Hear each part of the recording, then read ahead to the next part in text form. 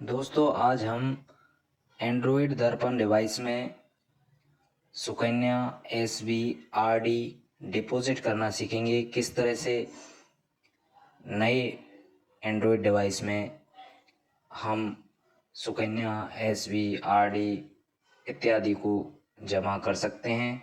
तो चलिए शुरू करते हैं। सबसे पहले आपको जो ये फर्स्ट टैब दिख रहा है, इस पर लॉगिन होने के पश्चात हमें थर्ड टैब पे यानी तीसरे टैब पे जाना है। उसके बाद में जो ऑप्शन हमें कैश डिपॉजिट का मिलेगा, इस तरह से हमें कैश डिपॉजिट वाला ऑप्शन दिखाई दे रहा है। इस वाले ऑप्शन पर हमें क्लिक करना है, कैश डिपॉजिट।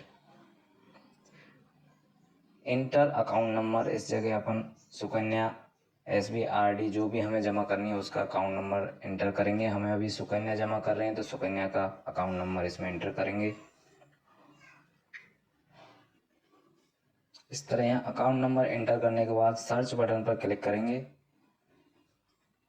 हमें कस्टमर का अकाउंट नंबर, CIF ID, नाम, स्कीम टाइप और जो भी उसका करंट बैलेंस है वो दिखाई देगा। जितना भी अमाउंट हमें जमा करना उससे पहले इन सभी डिटेल को हमें कंफर्म करना पड़ेगा, ये सही है या नहीं। यदि सही नहीं है तो फिर से इस पर क्रॉस पे क्लिक करके हमें अकाउंट नंबर फिर से टाइप करना होगा और सर्च बटन पर जाके इंटर अमाउंट, जितना भी हमें जमा करना है उतना जमा करना पड़ेगा। हम 1000 रुपये जमा कर रहे हैं तो 1000 रुपये लिख देंगे। इनिशियल ट्रांजैक्शन पर क्लिक करेंगे। पूछ रहा है do you want to proceed, हमें आगे बढ़ना है तो यस पे क्लिक करेंगे। यस पे क्लिक करेंगे।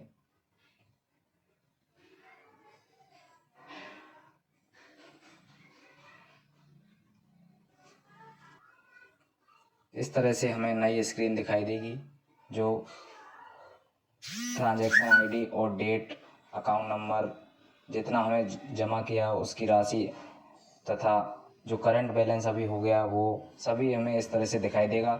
हमें ये जो ट्रांजैक्शन आईडी है और डेट है वो जमा पर्ची पर नोट करनी होगी। हम कुछ इस तरह से जमा पर्ची पर ट्रांजैक्शन आईडी लिख लेंगे, जो भी हमारी ट्रांजैक्शन आईडी है वो लिख लेंगे, साथ में जो डेट है वो लिख देंगे। और इस तरह से हमारा जो सुकन्या का डिपॉजिट था वो कंफर्म हो जाएगा। यहाँ अपन अकाउंट नंबर लिख देंगे, कस्टमर का नाम, जो भी राशि अपन ने जमा की है उनको और शब्दों में दोनों तरह से लिख के इस तरह से इस पर्ची को हम अकाउंट ऑफिस भेजेंगे। इसके बाद हमें नेक्स्ट करनी है आरडी जमा, तो हम यहाँ बैक बटन पर जाएंगे और फिर से कैश डिपॉजिट ऑप्शन पर जाएंगे और आरडी का अकाउंट नंबर यहाँ पर एंटर करेंगे। इस तरह आरडी अकाउंट नंबर टाइप करने के बाद सर्च पर क्लिक करेंगे।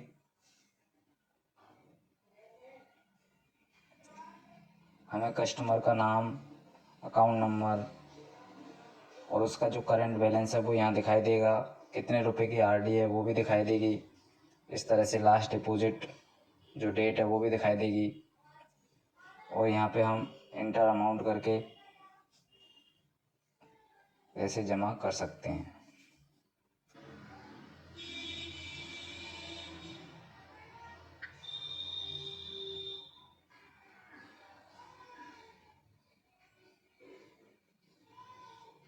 Do you want to proceed with 5000, तो यस पे क्लिक करेंगे।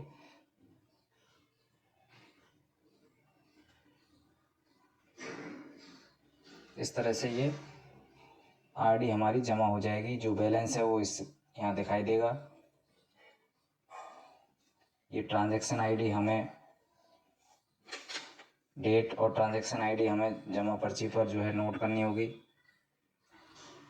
इस तरह से जमा पर्ची पर हम ट्रांजैक्शन आईडी और डेट टाइप करेंगे, जो अमाउंट हमें जमा किया वो टाइप करेंगे और इसको अकाउंट ऑफिस को भेजना होगा। दोस्तों, आज हमने सुकन्या और आरडी जमा करना सीखा। इसी तरह हम एसबी का अकाउंट नंबर यहाँ लिख के एसबी भी जमा कर सकते हैं।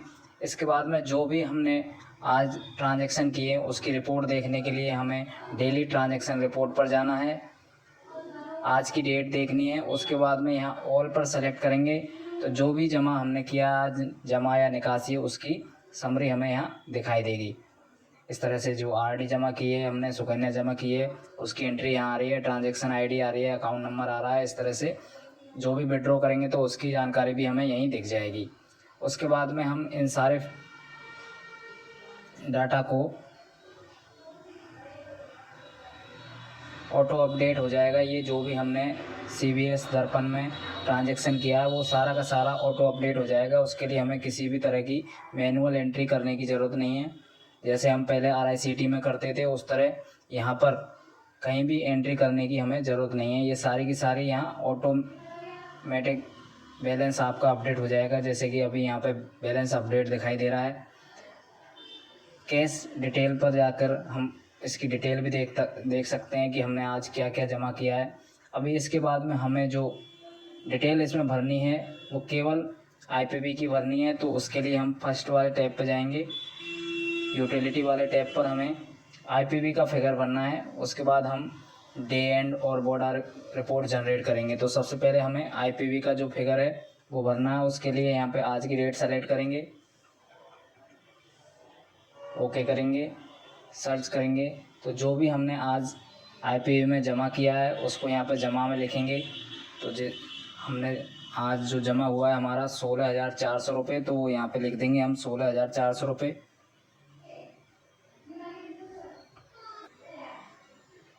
उसके बाद में हमने कोई निकासी नहीं की है तो यहाँ 0 भरेंगे। उसके बाद में सबमिट पर क्लिक करेंगे। 16,400 जमा की है, वो यहाँ पे हमने IPV का फिगर लिख दिया। उसके बाद में 0 IPV निकासी है, कुछ भी निकासी नहीं किया। तो उसके बाद इसको सबमिट करेंगे। तो अब हम देखेंगे कि हमारा जो वॉलेट का बैलेंस है वो अपडेट हो गया होगा। वॉलेट का बैलेंस हमारा अपडेट हो गया है। उसके बाद बैक जाएंगे और हमें अब डे एंड करना है। हमें डे एंड करना है। यस पे क्लिक करेंगे। डे एंड सक्सेसफुली, ओके पे क्लिक करेंगे। उसके बाद हमें बोड़ा जनरेट करनी है तो जनरेट बोड़ा पर क्लिक करेंगे। कैश फ्रॉम अकाउंट ऑफिस से यदि हमें कोई कैश मिला है तो यहाँ पे लिखेंगे। उसके बाद में कैश टू एओ, हम कैश एसओ को जो कैश भेज रहे हैं उसके लिए हमें यहाँ एंट्री करनी पड़ेगी कितना रुपए कैश एसओ को भेज रहे हैं। जैसे हम यहाँ पे 17,000 कैश भेज रहे हैं तो 17,000 लिख देंगे।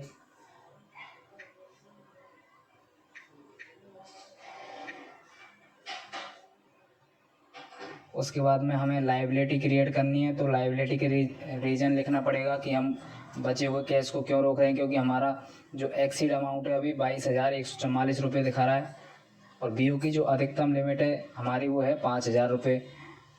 तो हम IPV विड्रॉल के लिए कैश रोक रहे हैं तो यहाँ पे लिख देंगे IPV विड्रॉल और इस तरह हमने यहाँ पे लिख दिया फॉर IPV विड्रॉल के लिए हम कैश रोक रहे हैं। कैश बैक का वेट यहाँ पे हम डाल सकते हैं।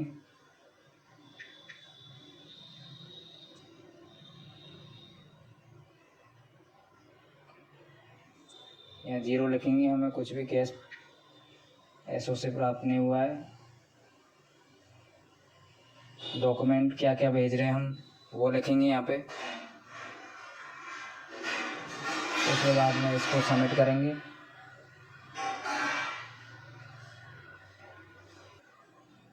इस तरह से हमने देखा कि 17,000 रुपये हम कैश एसओ को भेज रहे हैं। उसके बाद में जो बचा हुआ कैश है उसको हम लायबिलिटी में दर्शाएंगे। लायबिलिटी का रीज़न लिखा हमने फॉर IPV विड्रॉल के लिए रोक रहे हैं।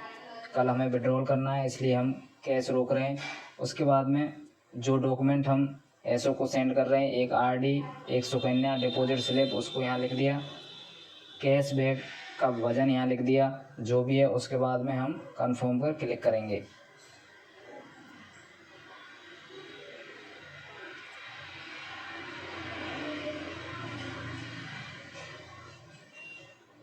हमें कंफर्म करवा रहा है कि 5,144 रुपये is remained as excess will be made as liability. ये लायबिलिटी के तौर पे हमारे पास 5,144 रुपये अभी बचे हुए हैं। तो ओके पे क्लिक करेंगे।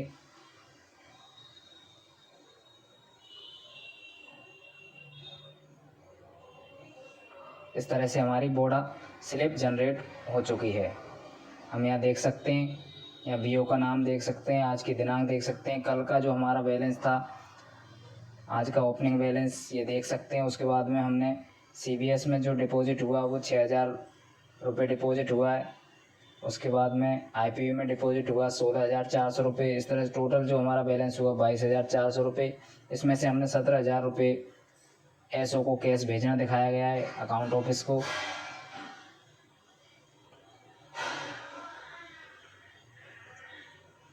तो हमारा जो कैश बैलेंस हमारे पास कैश इन हैंड जो दिखा रहा है वो 10,144 रुपये है, और लाइबिलिटी हमने क्रिएट की है 5,144 रुपये की।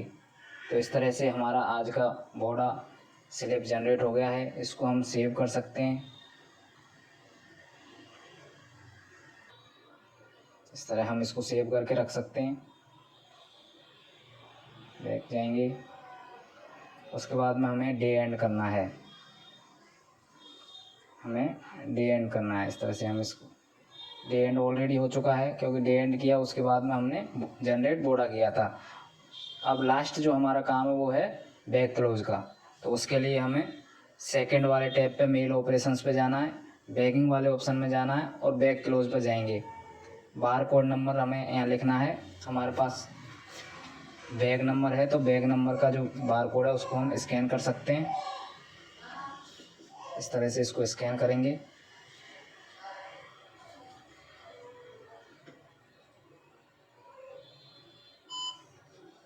हमने बैग को बार कोड का स्कैन किया, उसके बाद में कंफर्म पर क्लिक करेंगे। इसमें हमें यदि कोई आर्टिकल हम SO को भेज रहे हैं तो आर्टिकल स्कैन करेंगे या ऐड करेंगे। उसके बाद क्लोज बैग पर क्लिक करेंगे। बैग क्लोज सक्सेसफुली हो चुका है। हमें अब बैग को डिस्पैच करना है। इस तरह से बैग को डिस्पैच करेंगे। बैग डिस्पैच विद कैश 17,000 रुपये कैश के साथ हम बैग को डिस्पैच कर रहे हैं। डिस्पैच करेंगे। इस तरह से हमारा बैग डिस्पैच हो गया। तो आज का जो भी काम है हमारे बीओ का वो पूरा हो चुका है। Thanks for watching. Like, comment, share and subscribe the channel.